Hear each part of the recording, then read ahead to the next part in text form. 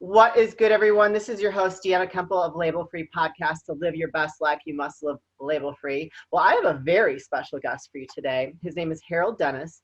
He is native to Chicago, excuse me. He is an actor and an instructor. He's been in 150, or you have 150 IMDb movie credits. Is that correct? Yeah, a little bit more, yeah. Oh my goodness. Like, wow, we have a superstar. I'm so excited. So Harold, please introduce yourself. Tell the audience a little bit about your background and everything you got going on these days. Well, hi, I'm Harold Dennis. I put the title actor on my credits because this is what I wanted to do when I first started in this industry 23 years ago. I wanted to be an actor and I wanted to be in people's movies. And then after that started to happen, I thought, okay, what else can I do? Then the next thing was I want to make people feel something. So I'd been working on that over the past decade or two. And so to make a long story short, I teach acting over at the Second City here in Chicago. I teach acting on camera. I've been doing that about 2.5 years, and I do my own workshops, weekly workshops with actors, showing them how to allow people to feel. And I just wrote a short 11-page script, my first one technically that I want to get produced. I found one of my buddies that I worked with 05. I'm gonna let him direct it and produce it and get this thing out. It's dealing with the Black Lives Matter and the police brutality and black guys and all of that stuff. And I've been in classes for 20 years, if you can imagine that. I've just got off a Zoom class meeting before I jumped on here. A guy, Ted Sarantos, who I've been studying with for every Wednesday afternoon for the past 16 and a half years. And he's been teaching for 50. So I just keep reinforcing. Wow. And I've done the Meisner over at Green Church Studio here in Chicago, levels 1, 2, 3, 4, and 5.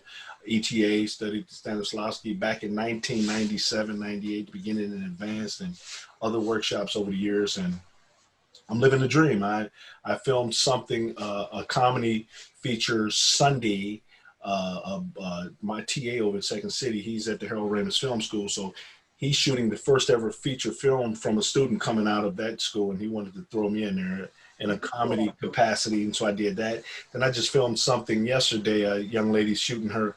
She's a novelist, and she wants to turn that into a series. So we shot the pilot yesterday. Then tomorrow I'll go shoot in Oak Park with Adria Don and her husband on a short film that she wrote called Karens. You know how the white women calling the police on. yeah, that's been very prevalent this year. That's been very prevalent this year. and many other things I have coming right away. So it's a lot going on for me. Wow. So many questions. Okay, where do I start?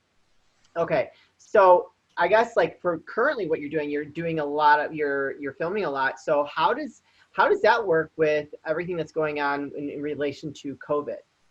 Well, some of the projects are union and some are not union.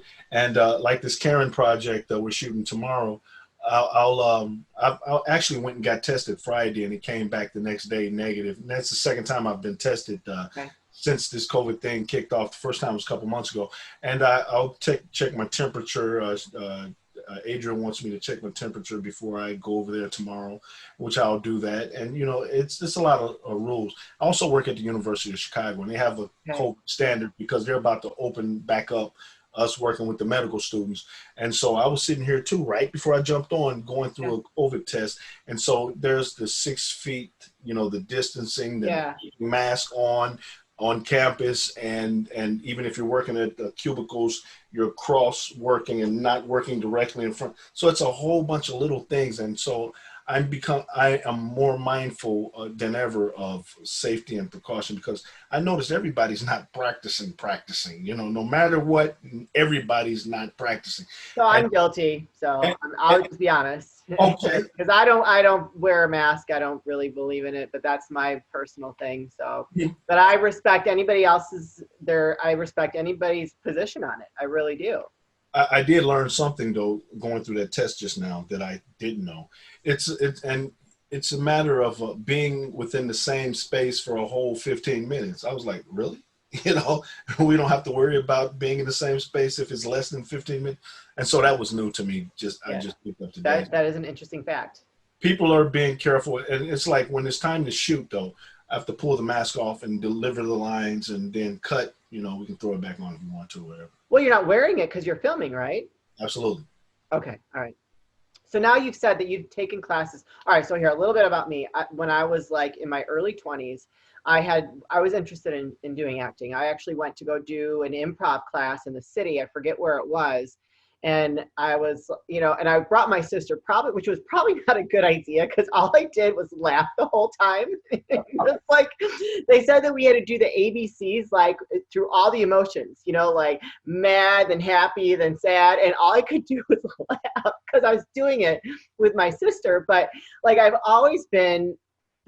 been told a lot in my life that I should get into acting, and I was like, oh, yeah, that's cool. So I've always been very interested in it, and I really just respect an artist like yourself because you're really an artist. You really are. At the end of the day, I think an actor, actress, you know, musicians, you're all kind of in that artist section. You know what I mean? I do. So for 20 years, I mean, the stuff that you've had to learn about yourself and how you can get into a character has got to be really intense. Yeah, I've been told a few times, it's like projects that I'll do, someone will say, you were totally different from this one and this one and this one.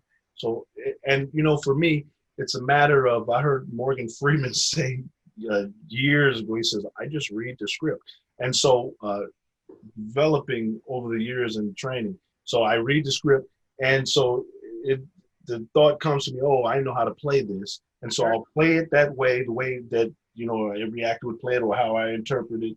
And then I add the opposite, then I'll add intention on it. And if I need a secret, I have a secret. So there's techniques to just reading the script and then adding techniques and then other things that I've learned along the way. So I have a whole toolkit after reading the script. Oh my gosh. I believe that. I mean, so let me ask you something. So I'm sure you probably get asked this a lot. What is one of your favorite like type of characters to play? Right? You know, I have such a strong delivery personality type. Yeah. That knowing that I have to add the opposite of that. And so I've discovered I was cast as a bad guy a whole lot years ago. Okay. Why am I being cast as a bad guy? I don't have all of that. Right. Yeah. And so, and even as a detective in cops, you know, that same strong demeanor. So what I like most is being cast as the hero, you know, the lead. Yeah, for sure. And that's how I think, you know, the guy that has the irony in the end and gets what he wants and loses something or doesn't get what he wants and gains something in the process. So here's the opposite question. What's one of the like hardest or worst type of character that you've played? Not necessarily like the bad guy, because I think in some regards, that's probably fun. Like I know that, you know, we kind of play different characters in our life on a daily basis in reality. So, and sometimes we are bad. Like, I mean, I'm not gonna lie, you know, I can be a bitch. So, and I'm not even sorry about it sometimes because you got that out of me. So there you go. But when it comes to like having to read a script, and the reason why I'm asking you this is because I've been asked to, for my first time ever, to play a part in a short film as a mother that wears an eye patch. And I'm all about it. Like, I'm totally open. If somebody asks me, I'm like, sure, why not? You know, I'll do my best. I mean, if I suck, then I'm sorry, you know, like the old one-eyed pirate. Huh? But no, it's like, it's the mother that gave up her eye for her son. And so I'm just like, I've just been like mulling this over my head. So I'm like, am I really going to enjoy trying to like get into that type of role? So tell me something that you've done that's been difficult for you and how you work through that.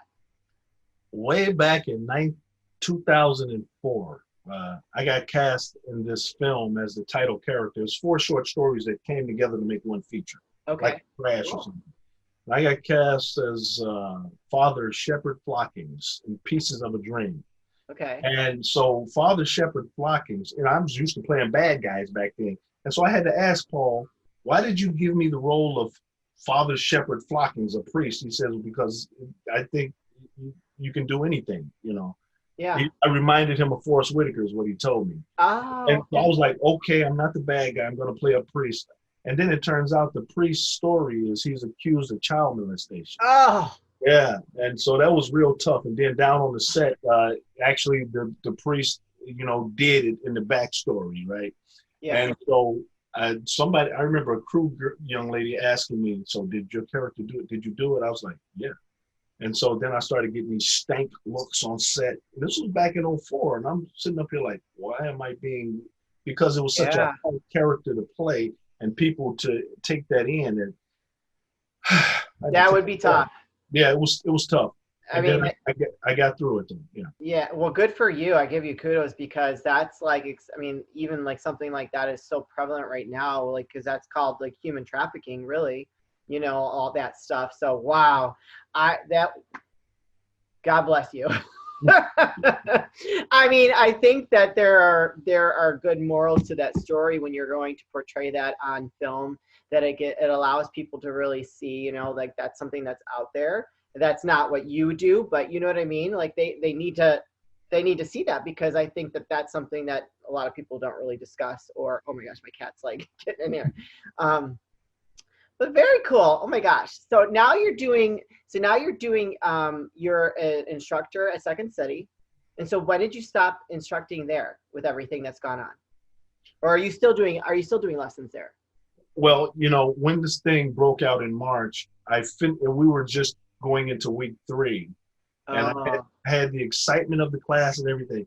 And so we had to go online. And what I teach is hands-on, because the students will walk away with a monologue, a 2-person scene, and then we'll shoot a 12-page scene all within 7 weeks. And the first week is lecture. So all within 7 weeks and videos. And then the last week is review. So we'll watch everything and talk about it, okay. And so 6 weeks, think about it. We Yeah. shoot monologue for each student, and it could be up to 14 students in the class I've had. Oh, And wow. so, well, once this COVID thing broke off, we had to jump online here, and it was more of a philosophy class than a hands-on. So some students stayed, some didn't, and so I opted not to do the class until we can go back into the classroom. Yeah, Because hands-on. Yeah, that would be difficult for me. So I'm actually interested in jumping in your class on Friday. So you do another class that you're doing via Zoom for people now, that individuals can sign up through Facebook and register. So tell us a little bit about that. and through eBright. So Oh, okay. what I realized too is that I've been doing acting workshops for years. My first one that I did was at the Bronzeville Film Festival maybe 9 or 10 years ago, and so maybe once a quarter I was doing them, or twice a year. And so when the COVID thing broke out, and I'm sitting around here, I was like, I'm taking classes online. I could actually do my workshops online and have people radiate through the camera emotion, so that I could do something and you could feel it. And so that's what I've been working on. Like I said, the intending dream scene, what I want you, when I'm doing my monologue, what I want you, the person that I'm talking to actually do in my mind technique. And then how am I going to play it to the extreme, and add the opposite and play that to the extreme. Like Yeah. I said, if I need a secret words, I'm standing on the sun, but not letting anybody know it's got nothing to do with the scene. I'm sitting up here doing all of this while letting those words come out of my mouth. So Yeah. I'm not delivering lines a certain way. I'm got my mind on other stuff while the Yeah. words are just coming out. And so that's what I work on, and allowing you, giving, and this is a process of helping the actor to be able to have people feel them. And then what's good about it is the other people in the workshop sit back and watch me work with this person, because as I'm the actor, I can't really tell what I'm doing. I'm just following instructions. Right. But you, as the viewer, you get to see it. And so you can trust that what I'm telling you to try is actually working, because you'll see me working. And so it's been valuable. And I've been doing that for over 10 years. Yeah. So it's almost like a live scene, like you're almost like watching a live, episode or something. If you're like watching it on Zoom, right?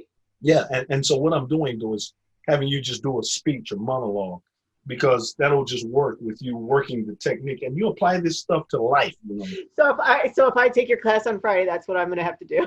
Yeah, just give me a little speech. It'll be something, even if you have it in hand read, just have it well read so that you can do the things in your mind that I'll ask you to do. I think this would be good for my personal growth. So, Oh, yeah. especially if I'm considered, well, I said I was going to do this short film thing, so I kind of actually have to do something like this. Well, So I can tell that you have something already. oh, thank you. Thank You're very you. welcome. Yeah. I'm just open to new opportunities and new experiences. I feel like, we don't grow unless we say yes to doing something. So I very rarely say no unless it conflicts with like my responsibilities as a being an upstanding human being. Like I'm not going out tonight because I got to wake up tomorrow and work, like stuff like that. But when it comes to stepping outside of my comfort zone, I think that it's so important to do that. And it allows us to just really tap into more of who we are and what we're capable of. So yeah, I'm kind of excited, but I'm scared. Oh yeah, don't worry about it. It's so lightweight because I've been having the most I've had in the workshop I believe was 8 or 9, and Okay. then I had 2 last week, so it just it doesn't matter. And some are new, and then there's a few that continue to come back, Sure. and so it's lightweight. Everybody's supported. Okay. Yeah, Very cool. no egos in my workshop. Well, I think you kind of have to. Well, I mean, there's ego. I mean, people have ego regardless. But I feel like you almost kind of have to drop your ego if you're going to put yourself into a different character. No. Well, this is the most important thing, or one of the most important things, is to be able to follow directions and be likable and let your ego go and be vulnerable. Sure. But that's what's important. So egos serve purpose, but in this little workshop, I'm the only one with the ego because I'm the instructor. And so you come across that the clashing, and then I'll fall back and say, don't take this personal. This is just me offering you some Yeah. opportunities to try something different. Yeah, for Relax. sure. Yeah. Well, I mean, I have a corporate job, so I know what that's all about. When they like sit there and like you get your review, and you're just like, okay. Yeah. So I got you. Yeah. Yeah. Real quick, I want to give a shout out. My aunt just passed in February. I actually had 2 of them pass in I'm February. sorry. Yeah. And my aunt Marion Roll, she was an actress, and back in '04, she did in the early '80s, she did a one-woman show called Desiree over in Europe. Over in Edinburgh, London, all over the Oh place. wow. And she was fabulous. And that film back in '84 that play ended up becoming a film called Desiree, and by Norman De Palme and I forgot the other guy's name right now. But yeah, it's on Amazon Prime, and I actually saw the film for the first time last year, and I was like, that was the greatest performance I've ever seen. And that's my father's baby sister. I'm Marion Roll, and it's called Desiree. If you ever find it on Amazon, Okay. it's dope. And it's her one-woman show, but then they added characters in it to make it a movie, so she can actually have somebody to talk to. And yeah, she won awards for that performance too over in Europe. That's so cool. Oh my gosh. Well, I send my condolences. So, or offer my condolences rather. But that's a very cool memory to have of a past family member. Yeah, yeah. And her aunt was Esther Roll from Good Times, and people know Good Times. Oh yes. So it's like all in the family. Now I'm teaching my little cousins and my little nieces, nephews acting, because they want to do things. And so it's like a generational thing, but I didn't discover it until later in life. I was living my life prior to deciding I wanted to do this. So the past 23 years I've been doing it, but before that I sold cars, have a real estate license, worked in corrections, sold furniture, multi-level marketing, worked as a social service auditor and a social service agent. Tons of jobs. You played a lot of different parts then. I really did. And I was like, why am I doing all of this stuff? It was just when I transitioned into acting, I can have such a vast background, Yeah. That's very cool. So, who's one of the best actors or actresses that you've worked with? Anybody that we would know? Well, I've worked with a lot of talent. Uh, I was actually in a scene with um, this guy named Washington. I can't think of his first name, but it wasn't Denzel. Okay. He was in Dreamgirls. I thought that he was real cool. And Yeah. at one point, I was doing nose to the camera, and they had the camera that way, and then they moved the camera that way. So I'm still nose to the camera. And the director was like, I need you to stay the way you were. And I was like, okay, I'll do it this way. And so I looked over at the actor, and I was like, I was going nose to the camera. He's like, yeah. So what does that mean? You were just like up on the camera like this? No, wherever the camera is, you know, okay. you want the audience to see you. Yeah. So if the camera's you and I'm sitting up here talking like this, people are like, I can't see him. So this is a technique. Turn to the camera. Now I can see him. Yeah. Okay. Got Goes to the camera. Yeah. it. As much as possible. So my cousin actually has worked with you a couple times. She thinks the world of you. Lisa Cicernos. I love Lisa. Yeah. Yeah. Yeah. Yes. Yes. Yes. Yes. Yeah. Yes. Brilliant. She had me come in for a table read once, and it's a guy that was a writer. You know, he wrote some television shows, and Yeah. I thought that was real special of her to think about me. I love Lisa. Yeah. Yeah. She actually just came out with. She loves horror, so she's with Rhodes Close Production, which is one of her best friends from high school, and they just came out with a short film called Everything's Fine, and it's a horror film, like a horror short film. But she submitted it to a bunch of film festivals, and they've gotten accepted to a couple. So I was, you know, when she saw that I was going to be having you on my podcast, she was just like, oh my God, he's so great. Like yeah, and she is too. Yeah. That's great. That's absolutely wonderful, because I know she was talking about writing, and she said she had just started writing, and then here it is. Yeah. Actually, I have a film that just got accepted into the Montreal International Black Film Festival. That's Very cool.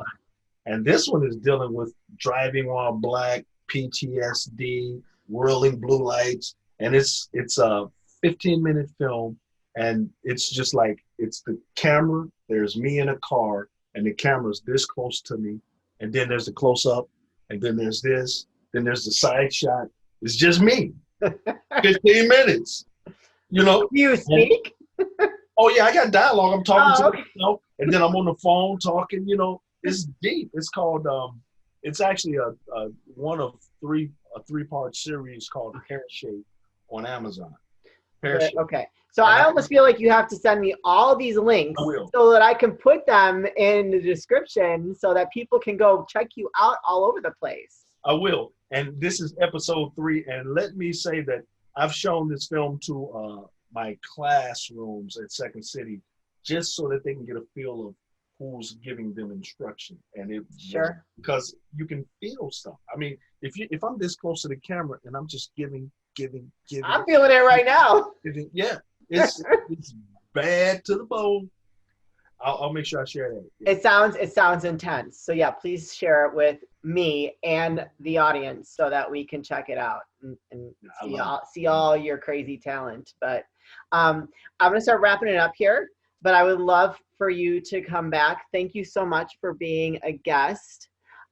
You are amazing, and I hope that I can. Actually, I'm hoping my date cancels so that I can jump in on your class on Friday, and you can pick me apart. I'll be like Harold. I'll be real easy. Okay, because I'm like very green. No, it's fine. And what I've realized over the years, I've had to, figure out that I have to be real easy and delicate with new people, because that's what you are, new. So I just, be light. Yeah. Yeah. And what we do is give positive feedback. So there's none of that negative stuff. It's always what you saw that you liked. Sure. I'll say something that I liked that you did. Yeah. And then and because I'm the instructor, I'll say, okay, well, try this now and see what happens. So we'll run through it maybe 3 or 4 times.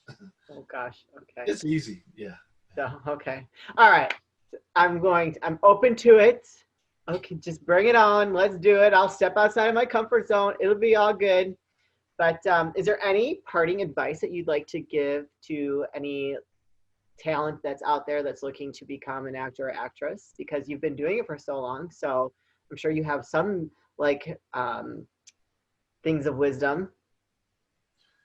Yes, yes, and I'd say live your dreams, and with the internet, there's something that you want to do these days, you can research it. From sitting right here, I can research it and say, oh, I like this part of that, and I don't like this part of that, but this is something interesting. Yeah. I want to learn more. So then you go into further research and say, you know what? Oh, here's how to get started. I'm going to get started right here from your own living room, and go for it, and go all out. Love it. Take your time, learn, go all out, have fun. I love it. All right, Harold, thank you so much for joining me today. I'm excited to get all those links from you so I can put them in the description, and I look forward to having you back. You guys, this is your host, Deanna Kuempel of Label Free Podcast. To live your best life, you must live label free. Please don't forget to subscribe, like, comment, and share, and I'll be talking to you soon.